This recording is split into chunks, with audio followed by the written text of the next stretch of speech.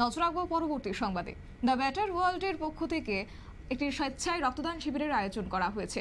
অবশ্য আজকে সকাল নাগাদে এই রক্তদান শিবিরের আয়োজন করা হয়েছে। সঙ্গে দ্য বেটার ওয়ার্ল্ড অর্গানাইজেশনের উদ্যোগে শূন্য ও জেলা গ্রন্থাগারের সহযোগিতায় ধর্মনগরে স্বেচ্ছায় রক্তদান শিবির অনুষ্ঠিত। জেলা গ্রন্থাগারে আয়োজিত এই স্বেচ্ছায় রক্তদান শিবিরে অতিথি হিসেবে উপস্থিত ছিলেন উত্তর ত্রিপুরা জেলার জেলা শাসক চান্তে চন্দ্রন। সঙ্গে ধর্মনগরের জেলা হাসপাতাল থেকে আগত ব্লাড ব্যাংক এবং চিকিৎসক এই রক্তদান শিবিরে উপস্থিত ছিলেন। কি রয়েছে বক্তব্য শুনুন। আজকে এখানে যে স্বেচ্ছায় রক্তদান শিবির যেটা চলছে, এটা কার উদ্যোগে এবং কি উদ্দেশ্য নিয়ে আপনারা করছেন? আমরা the better world organisation with association with শূন্য, আমরা নর্থ ডিস্ট্রিক্ট পাবলিক লাইব্রেরির সাথে যৌথ উদ্যোগে আমরা এই ব্লাড ডোনেশন ক্যাম্পটা করলাম।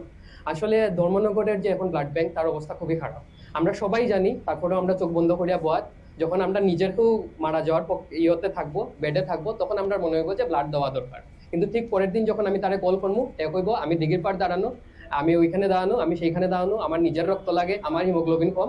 নিজে কোনোদিন হিমোগ্লোবিন টেস্টও করাইছে না, কিন্তু তারপরেও সে রক্ত দিতে আইতো না।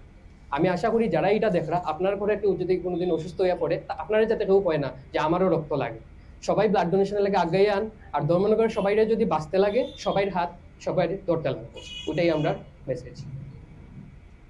আপনারা শুনলেন তাদের বক্তব্য। অর্থাৎ ব্লাড ব্যাংকগুলিতে রক্তের ঘাটতি মেটাতে এই উদ্যোগ গ্রহণ করা হয়েছে, যা সর্ব অংশে প্রশংসনীয়। পাশাপাশি রক্তদান শিবিরে সহযোগিতা করেছেন ধর্মনগর ভলেন্টিয়ারি ব্লাড ডোনার্স অ্যাসোসিয়েশনের কর্মকর্তারা। অবশ্য জানা গেছে আজকের এই রক্তদান শিবিরে 15 জন পুরুষ এবং 1 জন মহিলা স্বেচ্ছায় রক্তদান করেছেন এই 16 জন।